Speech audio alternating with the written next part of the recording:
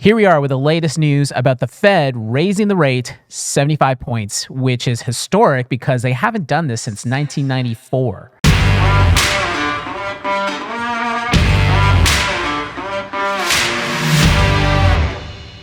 Anthony Pompliano, of course, has something to say about this because he's all over this all the time. And I have a few things to say about what Anthony thinks. So let's just see what's happening here. Let's see what Anthony has to say. Go. Breaking news. The Federal Reserve just announced a 75 basis point hike.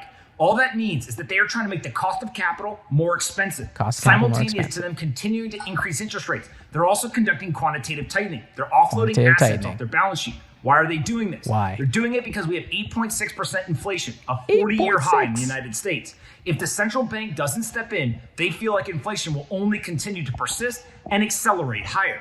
Now, whether you think they're right or they're wrong, it's pretty clear that So right now, for Canadians or for other people in the world, you're probably wondering, why does this matter? The fact is, the reality of the economies around the world depend on the US dollar. Even though the output of the US economy is only 20% of the world, still 80% of the money that actually is used in the world is the US dollar. So whatever happens with the US dollar affects economies worldwide. So when there are things happening with the Federal Reserve, which is a private company, by the way, that is making the money, it then impacts what's going to happen everywhere. So this is why this kind of update is so important, because what you end up with is something out of the United States, which impacts everyone else. And right now, the rest of the world is in a situation where, because there's been so much money printing in the last couple of years, they're starting to go, don't know if we want to keep on using this US dollar. So we've already seen Russia make a move and decoupling from the US dollar. And there are other countries that are making moves to do the same thing. This is why it's such a scary time for the US dollar. And this is why it's really important to be in Bitcoin.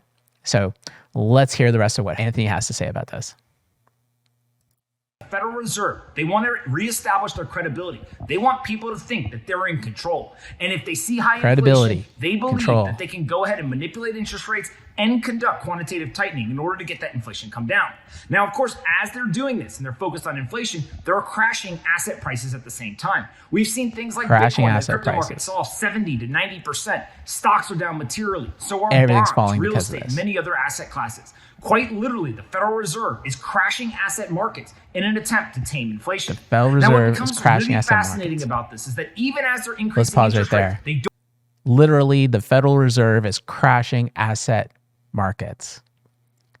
And the reason for this is because they're trying to reel in the inflation. But in the last 2 years, 80% of what is in circulation in the entire history of the US dollar, it was printed in the last 2 years. Like, it's that much inflation. The basis points that they're coming out with now, this 0.75, this extra 50, they're going up and up and up. But there's just no way they're going to be able to catch up with the amount of money that they dumped into the markets. And that's why we're seeing this huge contraction because of these actions, because everything was super inflated, right? All the prices of everything got inflated over the last 2 years from the amount of money that got dumped into the markets. That's just what's going to happen. You're going to have inflation from that. And now we're seeing that impact, and they're trying to get the rest of the markets to actually make moves so that it doesn't continue. The question is it going to be enough? And let's see what Anthony has to say about that.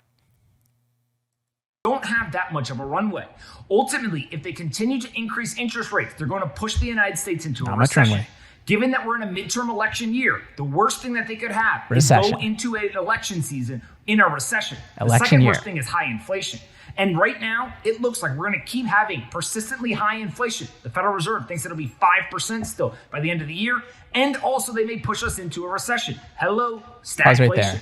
Federal Reserve thinks inflation is still will still be above 5% at the end of the year. So that's bad news. But on top of that, Anthony just now was talking about how, number one, we've got a midterm election coming up. You don't want this kind of situation during a midterm election. So they're hoping. Here's the thing: the Federal Reserve is separate from that, but because the government has so much sway on what the Federal Reserve is going to do, they're still making these moves that are going to be beneficial to the outcomes of those elections. So you can see how people just can't trust that these systems are separate anymore. Everybody is scratching everybody's back, and it's for everybody, and for all these folks up there making tons of money and actually increasing their value, while in the case of inflation, the people who get screwed are poor people, which is 99% of everybody out there, and probably a lot of you folks out there who are watching me right now. I'm considered among the poor who are going to be affected by this. So let's see if there's any hope here. Now, of course, I don't know what's going to happen in the future, but what I do think is that the market is drastically overestimating how confident and persistent the Fed's going to be in these interest rate hikes and in quantitative tightening. I think that at some point, before the market realizes it, the Federal Reserve is going to give up. They're going to wave that white flag. They simply cannot continue to increase the price of capital, and they cannot continue to conduct quantitative tightening forever. They also can't do it for the next 2 to 3 years, as they continue to say. The Federal Reserve can only continue to increase interest rates so much. If they continue on this path and they don't let up, pause right there. There's a lot of people. So he said that they can't continue to do quantitative easing. That's correct. But they can't keep on raising rates either. You got to understand that the long-term prospects of what's going on is like nothing that's ever happened in the past. So anyone who's trying to look at this as just another sort of like, oh, we're gonna have inflation, and then there's gonna be stagflation, which he just mentioned, which by the way, I've been talking about since last year, and now possibly even a recession and whatnot. It's not going to be the same. We are witnessing a situation which is frankly going to destroy the US dollar. No matter how much they're trying to turn the dials to try to make it better, they are stuck between a rock and a hard place, and they can't find a way out of it.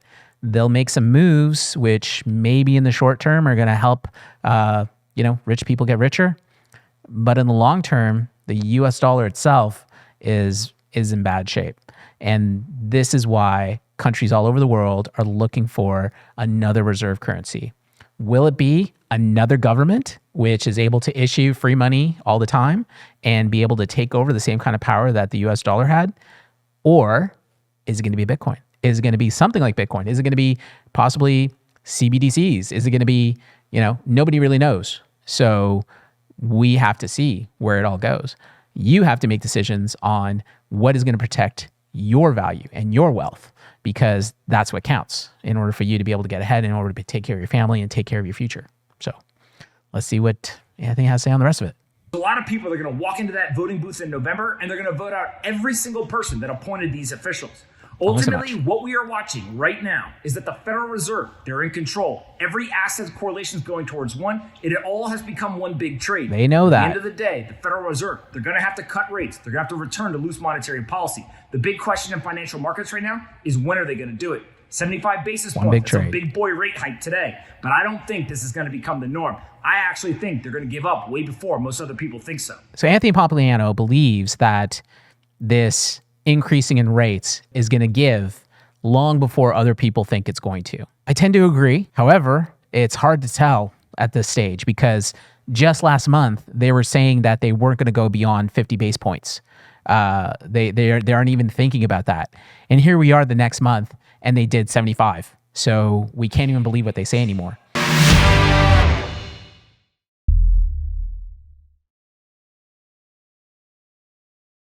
Thanks, everybody, for joining me this time. Like and subscribe, as always, and be sure to join us in our Peer Plays community so we can see you on the inside.